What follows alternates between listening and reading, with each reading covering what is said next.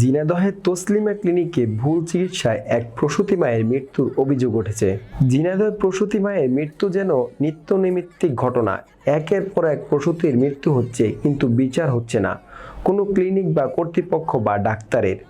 ঝিনাইদহ ব্যাঙের ছাতার মতো গজিয়ে উঠেছে অনুমোদনহীন ক্লিনিক। যে সকল ক্লিনিকে চলছে হরদম সিজার বাণিজ্য, অধিকাংশ ক্লিনিকেই অপারেশনের থিয়েটার এর অবস্থা খুবই নোংরা ও অরক্ষিত। গত মাসেও ঝিনাইদহের সিভিল সার্জনের 5টি ক্লিনিক অপারেশনের থিয়েটার বন্ধ করে দিয়েছে, কিন্তু এর বাহিরে রয়েছে অনেক ভুয়া ক্লিনিক যাদের বিরুদ্ধে নেওয়া হচ্ছে না কোনো ব্যবস্থা। মঙ্গলবার দুপুরে ঝিনাইদহের তসলিমা ক্লিনিকে মোসাম্মদ নাসরিন খাতুন জনি, স্বামী নিকুল মণ্ডলের ঠিকানা বাসুদেবপুর 8 নং চাঁদপুর ইউনিয়ন, ঝিনাইদহ চিকিৎসাধীন অবস্থায় মারা যান। ভুক্তভোগী পরিবারের পক্ষ থেকে স্বামী নিকুল মণ্ডল অভিযোগ করে বলেন, চিকিৎসক ডক্টর এম.এ. খালেকের ভুল চিকিৎসার কারণে এই মৃত্যু হয়েছে। শুধু তাই নয়, মৃত্যুর পর ঘটনার ধামাচাপা দেওয়ার জন্য তসলিমা ক্লিনিকের ডক্টর এম.এ. খালেক গোপনে মৃত নাসরিনকে নিয়ে কুষ্টিয়ায় রওনা হচ্ছিলেন। তখনই রোগী নাসরিনের পরিবার বিষয়টি বুঝতে পারেন এবং মৃত মানুষ নিয়ে কুষ্টিয়া রওনা দিচ্ছে। ভুক্তভোগী পরিবারের দাবি, এই মৃত্যুর কোনোভাবেই স্বাভাবিক মৃত্যু হতে পারে না। চিকিৎসার ভুল ও গাফলতির কারণে নাসরিনের মৃত্যু হয়েছে। তখনই উত্তেজিত জনগণ ক্লিনিক বন্ধ করার দাবি জানান। ঘটনাস্থলে পুলিশ এসে বিষয়টি নিয়ন্ত্রণে আনেন। প্রসূতি মায়ের মৃত্যুর অভিযোগে বিষয়ে ডক্টর এম.এ. খালেক সাংবাদিকদের বলেন, আমাদের কোনো ভুল নেই। রোগী মারা গেছে হার্ট অ্যাটাকে, এবং তিনি মোটা অঙ্কের টাকার বিনিময়ে সাংবাদিকদের সাথে একটি সমঝোতা করেন বলেও জানা যায়। এদিকে Jhenaidah civil surgeon doctor Shubhrarani Debnath সাংবাদিকদের জানান, রোগীর পরিবারে লিখিত অভিযোগ দিলে আমরা অবশ্যই তদন্ত সাপেক্ষে পদক্ষেপ নিব।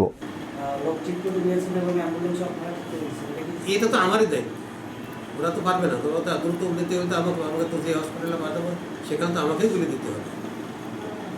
কুষ্টিয়া হার্ট সেন্টার এত অঞ্চলের ভিতরে তো কুষ্টিয়া হার্ট সেন্টার ওখানে আমি পাঠাতে পারে তো যোগাযোগ করতে পারবো। তারা তো দাবি করছে যে মারা যাওয়ার পরে গাড়ি উঠেছে। বুঝেনি গাড়ি তো ওঠার অনেক পরে অনেক পরে পাঁচ পর মৃত্যু হয়েছে আজকে। তো ওই ডিটেলসটা আমাদের দেন।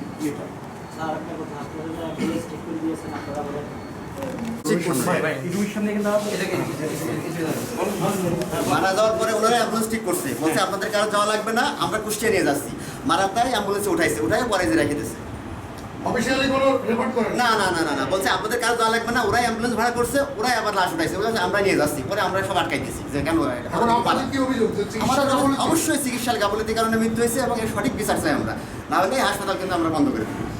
এলাকার জনগণ দিয়ে এইভাবে মৃত্যু মেনে নেওয়া যায় না। এইভাবে তাজা প্রাণ আসবে, সুস্থ মানুষ আসবে, মানে কোনো কিছু ঠিক নাই, অপারেশন যে ঠিক নাই। এই কিছুদিন আগে তো সিভিল সার্জন 5টা আউটি বন্ধ করছে। এগুলো আছে, কিন্তু টাকা মাকা খেয়ে এগুলো চলতেছে, প্রায় মারা যাচ্ছে। তো এগুলো তো মেনে নেওয়া যায় না। এগুলো তো একটা হওয়া উচিত, সমাধান হওয়া উচিত। এইভাবে ছেড়ে দিলে কিন্তু সমাধান হবে না। এইভাবে আস্তে মরতেই থাকবে, আমরা আমাদের স্বজন হারিতে থাকবো। কাজে বিচার চাই, এবং বিচার না পর্যন্ত আসলে কোনো কার্যক্রম চলবে না। হ্যাঁ, সিভিল সার্জনের ডাকেন। সিভিল সার্জনের ফোন দেন।